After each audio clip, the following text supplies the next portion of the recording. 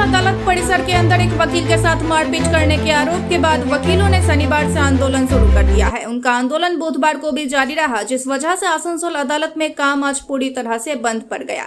इस बारे में आसनसोल बार एसोसिएशन के अध्यक्ष अयान मुखर्जी ने कहा कि आसनसोल अदालत के वकीलों की यह मंशा कतई नहीं है कि आसनसोल अदालत में कामकाज बंद हो जाए और लोगों को परेशानी हो, लेकिन यह भी सच है कि अगर अदालत परिसर के अंदर एक वकील के साथ मारपीट की जाती है और पुलिस द्वारा वकील और उनके साथियों के खिलाफ ही मामला दर्ज कर दिए जाते हैं और जिन लोगों ने वकील पर हमला किया उन पर कार्रवाई नहीं होती है तो वकीलों को विरोध करना ही पड़ेगा।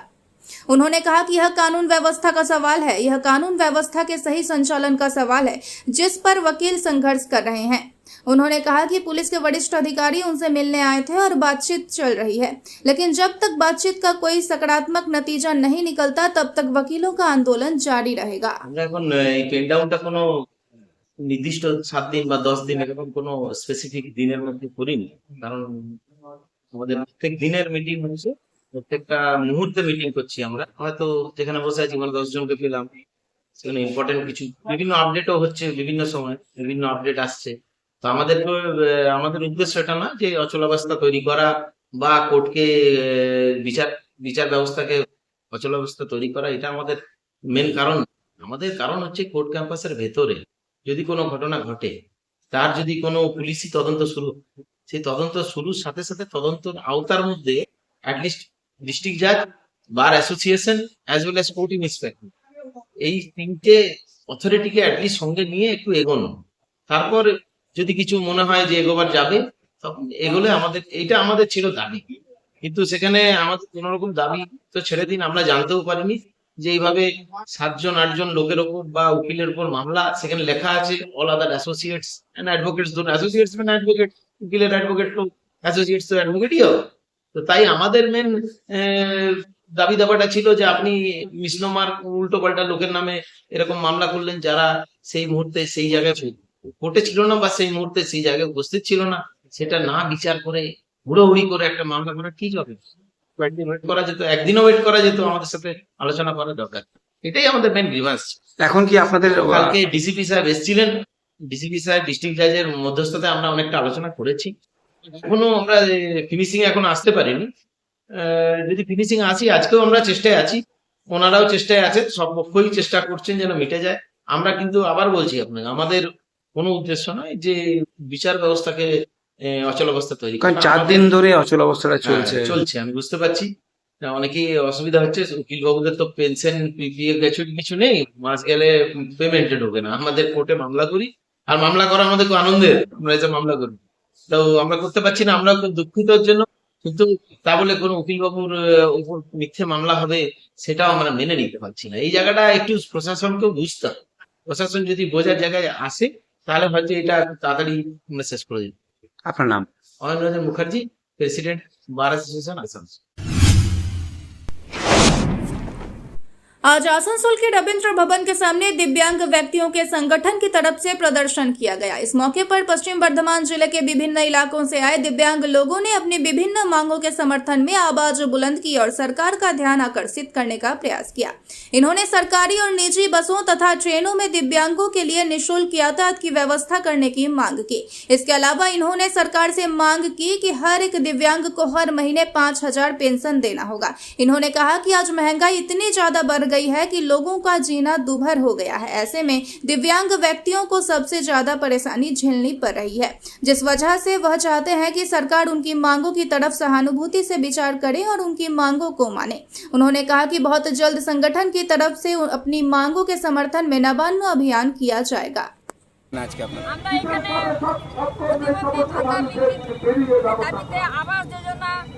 आयुष्मान भारत, প্রতিবন্ধীদের শিক্ষা ব্যবস্থা, এএওয়াই কার্ডের জন্য, আচ্ছা প্রতিবন্ধীদের অনেক অসুবিধা,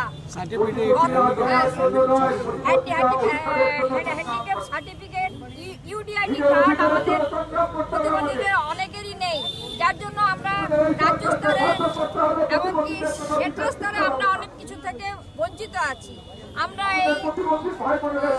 আমাদের এই দাবিগুলো যেমন মেনে আমাদেরকে সাহায্য করা হোক, আমরা এই জন্য আজ ডিএম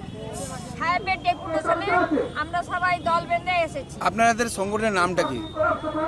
আমাদের সংগঠনের নাম পশ্চিমবঙ্গ রাজ্য প্রতিবন্ধী সম্মেলনী। আর আমি ধারণা ফিজিক্যালি হ্যান্ডিক্যাপ্ট ওয়েলফেয়ার সোসাইটির মহিলা ডিপার্টমেন্টের অধীনে আছি। আমাদের সেক্রেটারি হচ্ছেন, আপনার নাম? আমার নাম মধুমিতা সেনগুপ্তা। আমাদের সেক্রেটারির নাম হচ্ছে সৈয়দ মোহাম্মদ জনাফিস। আর ইনি আমাদের সামনে এসেন না। देखिए, आज हम लोग सभी जो भी दिव्यांग भाई बहन हैं, आज यहाँ पे रविंद्र भवन के सामने हमारे डीएम साहब को एक डेपुटेशन देने आए हैं, जिसमें हम लोगों की मांग ये है कि हमारे जितने भी दिव्यांग भाई हैं उनको सरकार से जो भी सुविधाएं दी जाने को कहा गया है, वो अभी तक बहुत सारे लोगों को वो सुविधाएं नहीं पहुंची है। तो हम लोगों का सरकार से यही आवेदन है कि सबसे पहले हमारे दिव्यांग भाई बहनों को वो सारे अधिकार, जैसे कि प्रधानमंत्री आवास योजना हो या फिर आपका ये स्वास्थ्य आयुष्मान भारत हो या फिर पेंशन हो, बस का फैसिलिटी हो इन लोगों के लिए अलग से। तो बहुत सारी सुविधाएं हैं जो इन लोगों को मिलना। जैसे कि मैं तो ये कहूँगा कि इनको शिक्षा और स्वास्थ्य सिर्फ इन्हीं को नहीं, इनके घर के परिवार के जो भी बच्चे हैं उनको भी एक तरह से सरकार को सबसे पहले तो इन लोगों को हम लोग को देना चाहिए सुविधा। लेकिन इन लोगों को नहीं मिलता और हम लोग कास्टिज्म में चले जाते हैं। लेकिन असली हकदार अगर बोला जाए तो हमारे ये भाई बहन लोग हैं सुविधा पाने के। तो आप लोग का संगठन का नाम क्या है?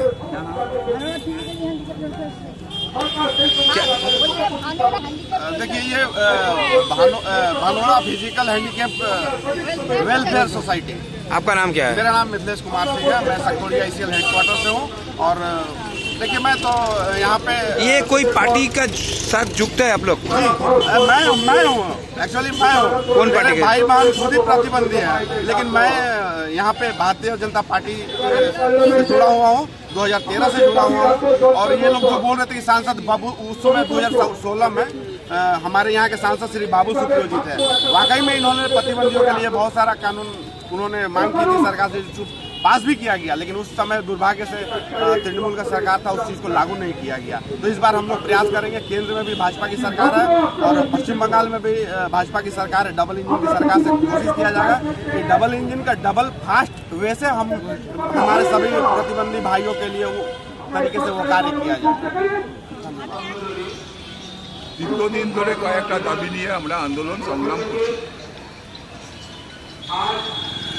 এবং সেই দাবিগুলো হচ্ছে যে কিছু দাবি আমরা আদায় করলেও তাকে প্রতিষ্ঠা করতে পারছি না এবং সেটা প্রথম থেকে শুরু করি। আমরা কিছু সামাজিক ন্যায়ের কথা বলেছিলাম। প্রথম দাবি ছিল আমাদের যে প্রতিবন্ধীদের জন্য বিশেষ আইন দরকার। দীর্ঘ লড়াই আন্দোলন সংগ্রামের পর পশ্চিমবঙ্গে 2016 সালে আমাদের ভারতবর্ষের পার্লামেন্টে সে আইনকে পাস করা হয় এবং সেই আইন সারা পশ্চিম ভারতবর্ষে লাগু করার কথা। কিন্তু দুঃখের বিষয় হচ্ছে না কেন্দ্রীয় সরকারের পক্ষ থেকে কোনো চাপ, না রাজ্য সরকারগুলোর কোনো সদিচ্ছা এই বিশেষভাবে চিহ্নিত ভাই বোনদের জন্য যে আইন তৈরি করা হলো সেই আইনই রয়ে গেল, তাকে বাস্তবায়িত করা গেল। এবং আমরা তাই বলেছি যে আইন পার্লামেন্টে আইনসভায় পাস হয়েছে সেই আইনকে বাস্তবায়িত করার দায়িত্ব হচ্ছে সরকারের এবং সেই দায়িত্ব কেন্দ্রীয় সরকারকে নিতে হবে, রাজ্য সরকারকে নিতে হবে। আপনাদের ডিমান্ডস কি আছে বলতে দিন। এটা হচ্ছে প্রথম দাবি, সেই দাবিটা ওরা এখনো পর্যন্ত করছে না। দ্বিতীয় কথা হচ্ছে প্রতিবন্ধীদের বিশেষভাবে শিক্ষার ব্যবস্থা করা, যা আইনে ছিল তা হচ্ছে যে এই সরকারগুলো করছে না। আমাদের এখন মূল দাবি ছিল সরকারের কাছে, এই সরকার প্রতিষ্ঠা হওয়ার পর পশ্চিমবাংলায় আমরা বলেছিলাম যে মানবিক ভাতা 1000 টাকা দেওয়া হয়, সেই মানবিক ভাতা হচ্ছে 5000 টাকা করা হোক। যারা শারীরিকভাবে অক্ষম, আমাদের রাজ্যে শতকরা 70% হ্যান্ডিক্যাপ যারা কোনো উৎপাদনের সঙ্গে যুক্ত হতে পারবে না, এইরকম প্রতিবন্ধী ভাই বোনেরাই চিহ্নিত হয়। সেই সমস্ত ভাই বোনরাই হচ্ছে যে বিশেষভাবে ওই হচ্ছে যে মানবিক ভাতাটা পায়, এবং তাদের জন্য হচ্ছে যে এই 5,000 টাকা দাবি আমরা ন্যায্যতই করেছিলাম সরকারের কাছে। কারণ আমরা লক্ষ্য করেছি এদের পরিবারগুলো যতদিন মা বাবা, তারপরে হচ্ছে যে এই সমস্ত ভাই বোনদের অবস্থা জীবনে প্রচণ্ড কষ্ট হয়।